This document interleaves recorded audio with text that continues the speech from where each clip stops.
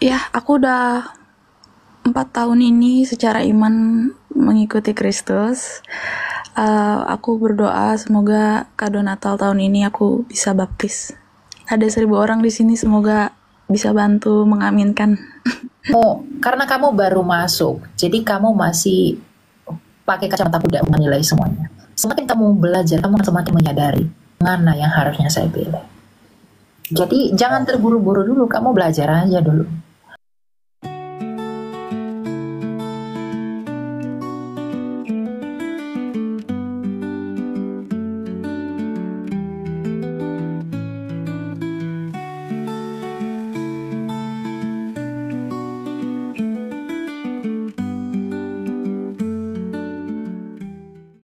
Gue mau tanya, beberapa waktu lalu gue tuh belajar mengenai sumber terjemahan Alkitab Perjanjian Lama gitu loh. Dan gue baru tahu ternyata ada 2 varian yang dipakai di kalangan gereja, terutama Katolik dan Protestan. Dan kalau Katolik Roma itu menggunakan Septuaginta ya, itu ya, yang memuat apa namanya? Katolik Roma menggunakan Vulgata. Oh, Vulgata. Maksudnya kan itu ada 2 varian, yang satunya apa namanya? Septuaginta, yang satunya Masoret ya. Oh ya. Gitu ya. Yap. Gini, apa pandangan kamu sebagai seorang yang mungkin udah lama lah di dunia apologetika Kristen? Dalam pandangan kamu itu apa yang bisa, apa ya? Kira-kira versi mana lah yang lebih baik itu menurut Ya pasti El? Septuaginta. Masorah itu kan Kodeks Aleppo dan Leningrad.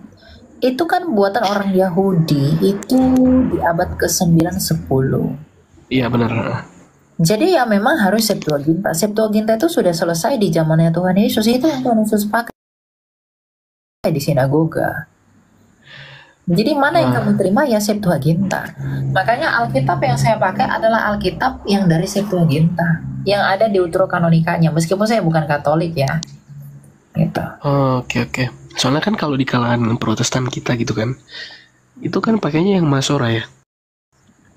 Iya, pakai Masoret, betul. Karena mengikuti urutan tanahnya orang Yahudi.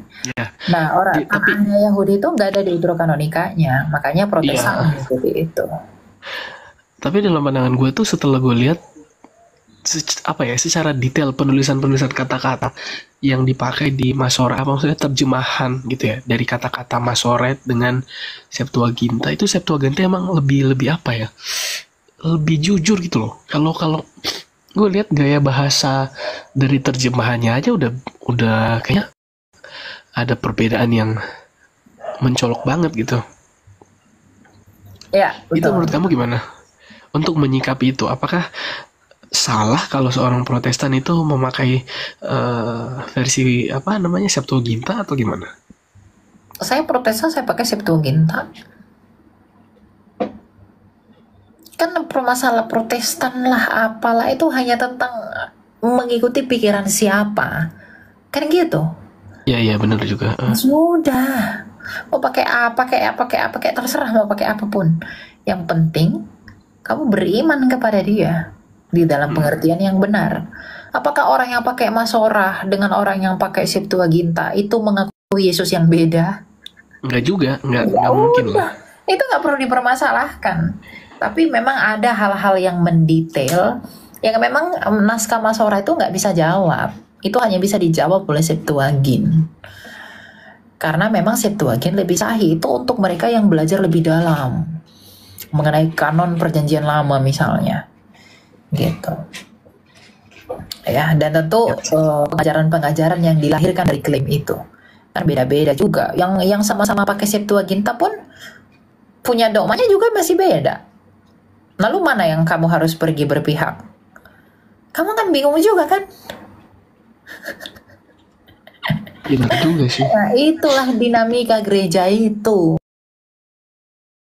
Makanya saya selalu bilang nggak perlu perbedaan gereja itu menjadi alasan kamu buat bermusuhan. Itu nggak perlu. Perbedaan bendera gereja, perbedaan pengajaran hal-hal kecil di gereja itu jadi alasan untuk berantem. Yang pakai Septuaginta sama-sama pakai Septuaginta aja masih berbeda dogma. Beda doktrin lah. Jangan dogma. Iya. Itu masih beda. Lalu mana yang harus kita percaya? Tapi sama-sama tua kok. Kalau kita misalnya bicara Ortodoks dan Katolik ya. Cuma mereka sama-sama pakai Septuaginta. Tapi punya perbedaan nggak? Banyak sekali perbedaannya. Lalu mana yang harus kita pihak? Kalau dikatakan ya ambil yang tertua, Ortodoks dan Katolik itu sama-sama tua.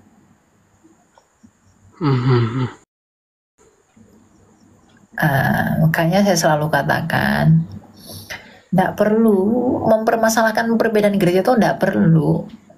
Makanya saya sebagai seorang Protestan, meskipun saya terlahir di Protestan, besar di Protestan, digedein di Protestan, ya saya tidak menutup mata kepada gereja Katolik dan juga Ortodoks yang memang dimana tokoh-tokoh di dalamnya yang memang walaupun diklaim secara universal oleh semua gereja itu sangat berjasa untuk mengkanonkan Alkitab. Mengakui kan bukan berarti saya harus submit ke dalam. Iya benar. Menerima kan tidak harus saya punya bendera yang sama dengan dia. Makanya dalam Wahyu 7 dikatakan semua umat, bahasa dan bangsa itu masuk dalam kerajaan surga. Umat di sana pasti umat Kristen. Semua umat Kristen yang bagaimana? Pasti ada Katolik di sana, ada Ortodoks di sana, ada Protestan di sana, ada karismatik di sana. Iya. Umat bukan nggak berarti umat Kristen, umat abad ke-7, umat ini itu nggak mungkin ada di sana. Tapi kenapa disebut semua umat? Karena di dalam wajah Kristen itu sendiri banyak rupa-rupanya, banyak bunganya. Itulah umat-umat itu. Ya kalau hanya perbedaan tafsir begini-begini saja lalu dia kan ada begitu di TikTok ya, kan saya Protestan lalu saya diserang. Alah, kalian itu Protestan apa segala macam, dia itu heresi lah, apalah apa segala macam. Saya cuma bilang ya udah itu kan pendapatmu. Ya kamu belum tentu juga lebih baik dari saya. Saya mikir begitu. Istilah sombongnya begitu. Kamu belum tentu juga lebih baik, hidup kamu belum tentu lebih baik dari hidup saya. Kontemplasi kamu belum tentu lebih baik dengan kontemplasi saya, tapi kamu berani menghakimi saya, silakan saja. Lalu apakah saya tidak satu warna dengan dia, itu menjadi alasan dia membenci saya? Ya dia yang tahu, dia yang akan dihakimi masalah kebenciannya dia itu. Kalaupun dia katakan, oh ini kan kebenaran ya, kamu yang tahu itu kebenaran atau enggak. Makanya saya nggak mau pusing. Perdebatan denom di TikTok kan berantem. Yang Katolik serang Ortodoks, yang Ortodoks serang Katolik, serang Protestan, Protestan serang ini. Saya nggak mau ikut campur. Kenapa? Nggak penting. Karena kemanakah kamu akan berpihak? Yang pakai dasar yang sama pun masih berbeda pendapat. Malah saya menganggap itu sebuah kekayaan, bukan sebuah alasan untuk saling membenci. Ya benar, keberagaman gitu. Ya gitulah ya, gitu ya. Oke, sip. Thank you buat masukannya El. God bless you.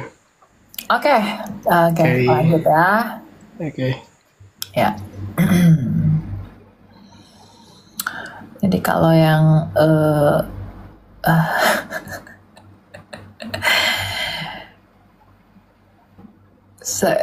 saya tidak pusing yang begituan. Ya, makanya saya melayani itu, saya bisa melayani orang Katolik, melayani orang Ortodoks, melayani orang Protestan, meskipun ada batasan-batasannya kan. Karena ada perbedaan kecil-kecil itu, ya saya dibatasi, dilimitasi oleh hal itu. Nah, hal ini tidak akan membatasi, hal itu akan membuat kita tetap bisa mewartakan Kristus ke semua rupa-rupa yang ada. Kan itu, Kristus kita itu yang penting. Kasihnya itu yang dinyatakan, bukan yang kecil-kecilnya itu loh. Gitu. Silakan Siksi Regar. Shalom El. Ya, salam. Silakan. Aku mau tanya, iman Kristen sendiri itu kan tidak mengindahkan atau tidak mengizinkan yang namanya perceraian ya.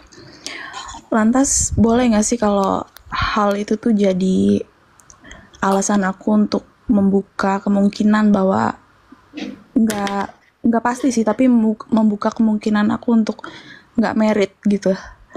Salah nggak sih gitu alasan itu jadi alasan aku untuk membuka kemungkinan untuk mungkin aku nggak akan merit deh gitu kalau misalkan perceraian itu sendiri nggak diperbolehkan gitu. Ya. Sebenarnya tidak salah, sah-sah saja, karena kamu sedang menguji dirimu sendiri. Ayat Alkitab kan berkata, ujilah segala sesuatu. Kamu harus menguji, kamu sanggup nggak? Kamu layak nggak? Kamu bisa nggak melakukan semuanya itu? Memang dalam Filipi segala perkara dapat kutanggung di dalam Dia. Ya, kita dapat menanggung semua perkara, tetapi untuk menentukan kita berperkara itu kan dari diri kita sendiri. Mau nikah mau nggak nikah tuh nggak ada yang salah. Tergantung kamu sanggup nggak menerima konsekuensinya kalau kamu menikah. Salah satunya risiko perceraian tadi. Kalau kamu memang sanggup, silahkan menikah. Kalau memang tidak sanggup, pikirkan dulu. Iman itu bertumbuh, dipupuk, karena iman itu benih. Ingat, dia itu benih, harus ditumbuhkan. Nah, semakin kamu belajar banyak firman Tuhan, semakin kamu dewasa di dalam Tuhan, pikiran kamu akan terbuka semakin luas. Hasanah kamu di dalam kekristenan akan semakin besar. Dan dalam hasanah yang luas itu, kamu akan lebih mudah menentukan keputusan kamu bagaimana. Jadi ujilah dirimu sendiri, ujilah segala sesuatu. Gitu. Ya. Dan untuk saat ini saya tidak akan menyalahkan pendapat kamu bahwa aduh saya takut perceraian karena kamu mungkin melihat kondisi keadaan di sekelilingmu segala macam dan lain-lain.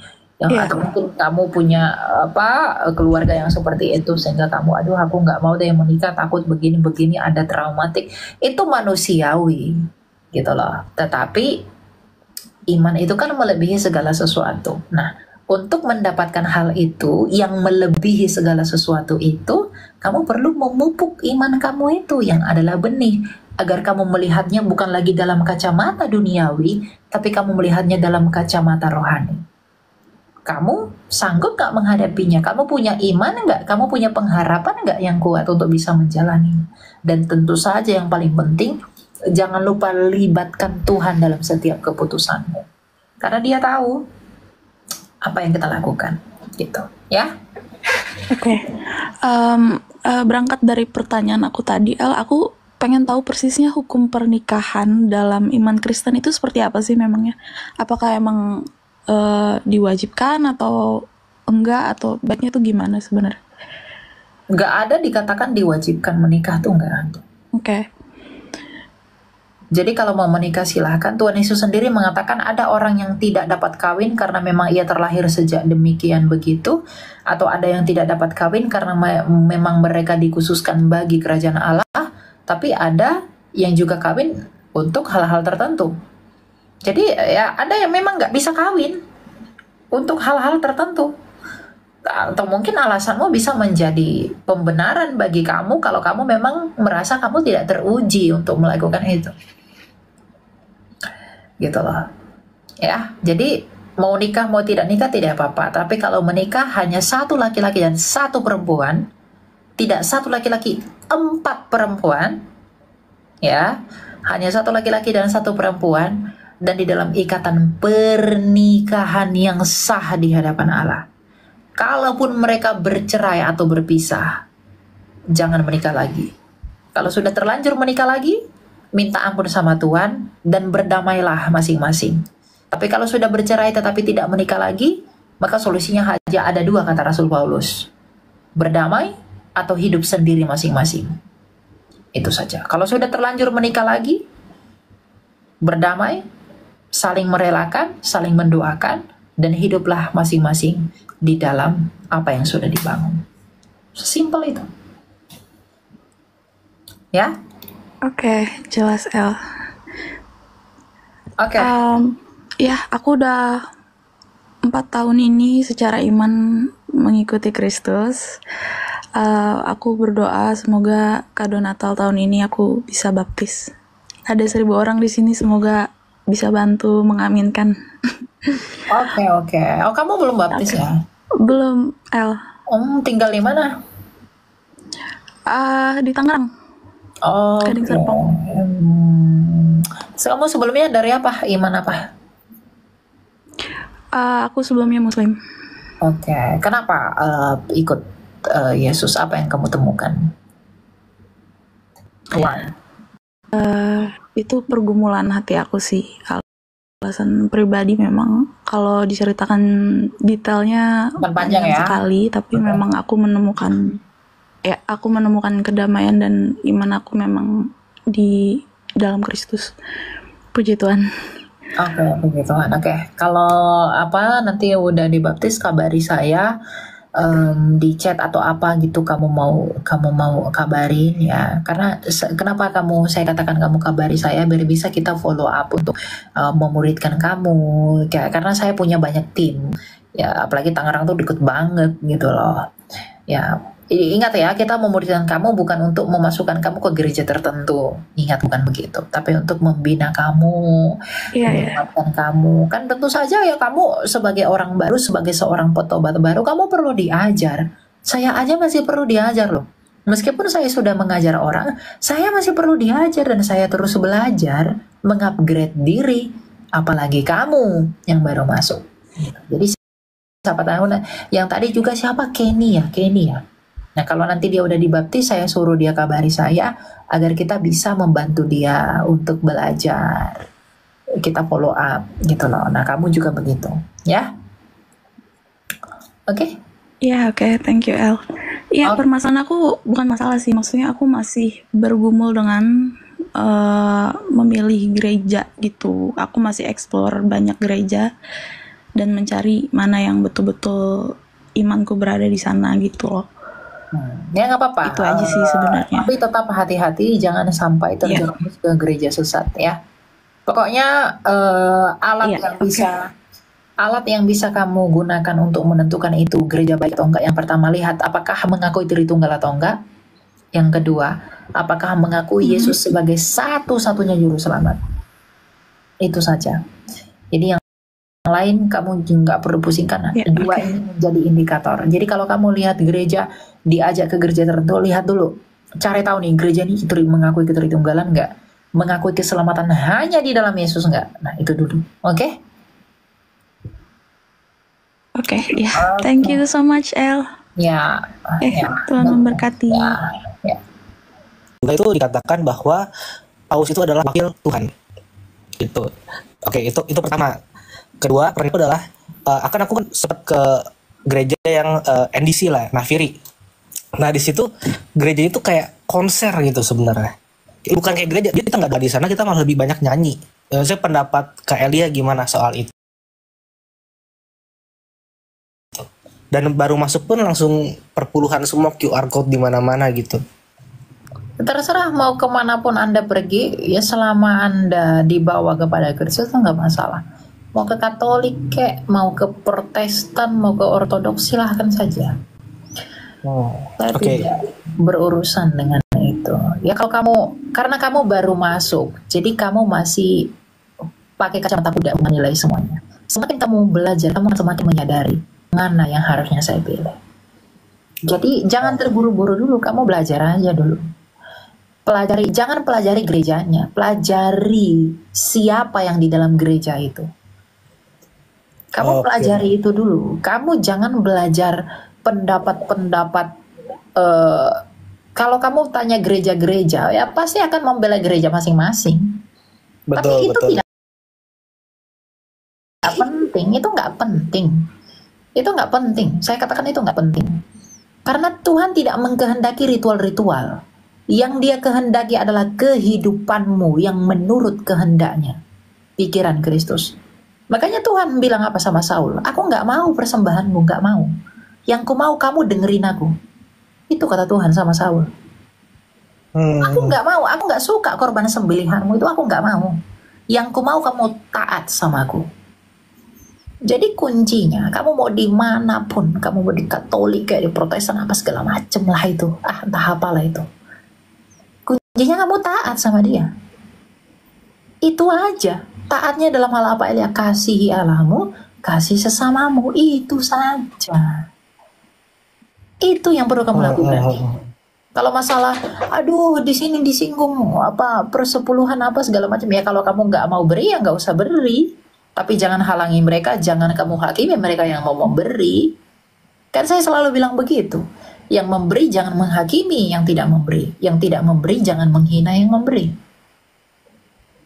Kalau masalah hal-hal itu, kamu lalu paus itu wakil Tuhan di bumi, ya itu iman Katolik. Orang Ortodoks dan Protestan tidak meyakini itu.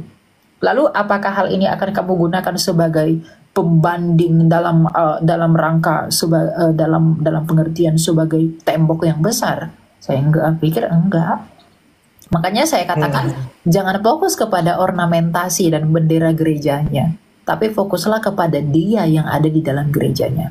Karena dia yang ada di dalam gereja, masing-masing gereja itulah yang mempersatukan semuanya. Kalau kita hanya fokus pada perbedaan-perbedaan ini, kamu akan bingung, kamu nggak akan jadi Kristen. Kamu akan kebingungan, kok ini begini, kok ini begini. Kamu nggak akan ketemu apapun. Dan yang paling penting, kamu tidak akan berbuah apapun. Kalau kamu fokusnya kepada itu. Tapi kalau kamu fokus kepada Kristus yang ada di dalam semua gereja, apapun gerejanya, kamu akan bisa berbuah. Dan buah yang paling penting itu apa? Ketaatan. Karena percuma kamu terima perjamuan kudus, terima apa segala macam. Tapi kalau hidupmu begitu-gitu aja, nggak ada perubahannya, sama aja itu nggak berguna. Roma 12, bukankah hidupmu adalah persembahanmu di hadapan Allah? Gitu, ya. Kalau saya sih begitu. Oke. Sama Kak Lea satu lagi boleh Kak? Silakan. Ya, jadi gini kan, aku juga sempat ke gereja Tiberias yang dimana perjamuan kudus itu diadakan setiap minggunya. Dan aku jujur aja, aku pribadi kan karena baru mempelajari, jadi masih belum dibaptis. Tapi karena semua pada berdiri, semua pada minum, ya mau nggak mau aku jadi ikutan gitu. Apakah itu nggak masalah? Ya nggak masalah kalau kamu meyakini bahwa perjamuan kudus itu merupakan tubuh dan darah Kristus. Kamu harus mengakui dulu. Kamu udah dibaptis belum sih? Iya, belum. Jangan terima kalau nggak dibaptis. Gimana kamu menerima? Kamu belum mati bersama Kristus. Nggak boleh. Jangan kamu terima lagi tuh. Jadi, tapi saya meskipun saya udah terima Kristus dalam hidup saya, tapi saya belum dibaptis, saya jangan terima dulu gitu. Harus dibaptis dulu. Nggak ada istilah saya udah terima. Bukti kamu terima itu apa? Ya baptisan. Jadi jangan bilang saya udah terima apa segala macam tapi nggak mau dibaptis, ya nggak ada buktinya kamu menerima dia. Nanti kamu baca Kolose 2 ayat 11 dan 12. Kamu menerima dia melalui baptisan. Kamu menerima rahmat itu di dalam baptisan. Kamu mati bersama-sama dengan dia dan kamu bangkit menurut kerja kuasa Allah. Itu tandanya kamu menerima dia. Kamu ngomong-ngomong saya mencintai dia, tapi kamu nggak ada aksi sebagai bukti cintamu. Ya kamu nggak ada, cintamu itu nggak ada. Tuhan itu mengatakan, aku mencintai kamu. Kalau dia ngomong begitu aja, apa buktinya? Ya dia mengorbankan firman-Nya menjadi manusia, itu bukti cintanya. Lalu kamu bilang saya percaya. Apa buktinya kamu percaya? Beri dulu diri dibaptis, baru nikmati anugerah perjamuan kudus. Perjamuan kudus itu adalah anugerah. Perjamuan kudus itu adalah karunia yang kita peroleh dari iman kita kepada Kristus. Itu adalah hadiah yang kita terima, memperingati kematiannya dia sampai dia datang. Ya, jadi hanya orang yang mati, hanya orang yang sudah mati bersama dengan Tuhan Yesus yang berhak menerima tubuh dan darahnya dia. Kalau belum mati bersama Yesus, jangan terima. Kamu menyia-nyiakan itu. Gitu. Karena dengan secara tidak langsung kamu sebenarnya tidak mengakuinya. Jadi kamu dibaptis dulu, mati dulu bersama dengan dia, baru kamu bisa terima perjamuan itu. Ya. Oke, siap. Thank you Kak Elia. Oke, jangan lama-lama dibaptisnya, belajar banyak dulu ya. Oke, siap. Thank you brother. Oke, God bless. Selamat menjadi warga Yes, kerajaan. God bless. Kalau udah baptis kabari ya. Amin. Amin. Yoi. God bless. Ya, kita punya satu orang yang akan menyusul kepada pintu kerajaan Allah. Ya, semoga dia kuat memikul salib. Baptisan adalah awal mula perjuangan melawan segala sesuatu. Mengikut Kristus tidak menawarkan kemewahan dunia. Dia menawarkan salib yang harus kamu